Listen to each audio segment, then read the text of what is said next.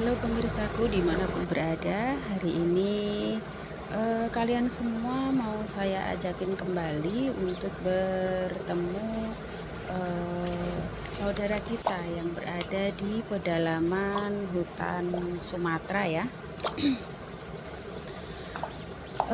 Sebelumnya saya ucapkan terima kasih kepada kalian semua, panjenengan semua yang telah sudi klik video saya pada hari ini. Saya ucapkan beribu-ribu terima kasih. Oke teman-teman semuanya, pemirsaku dimanapun berada, saya ucapkan terima kasih ya untuk kalian. Pada hari ini kita mau bertemu komunitas yang tinggal di dalam hutan, yaitu suku primitif yang sama masyarakat sekitar biasa disebut dengan sebutan orang rimba. Sebelumnya mohon maaf yang sebesar-besarnya, memang penyebutan orang rimba itu di sini udah sangat familiar ya, memang sebutannya seperti itu.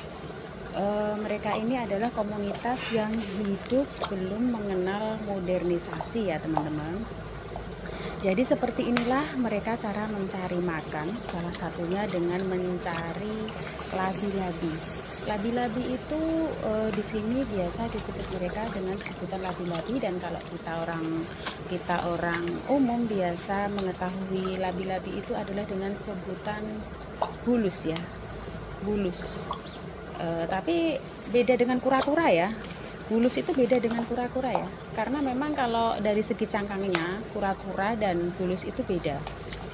Jadi kalau mereka ini lagi mencari labi-labi. Labi-labi itu adalah bulus. Penyebutan orang rimba ini mengacu pada tempat tinggal ya teman-teman. Memang disebut dengan sebutan orang rimba itu mengacu pada tempat tinggal komunitas ini yang memilih berada di dalam hutan dataran rendah itu ya. Jadi emang sebutannya seperti itu, sebutannya adalah orang rimba karena memang suku primitif ini hidup di dalam hutan dengan dataran rendah. Pola hidup mereka ini semi nomadik ya, atau disebut dengan berpindah-pindah, karena memang mereka di sini itu bertahan hidup di suatu tempat jika makanan mereka masih melimpah ruah ya.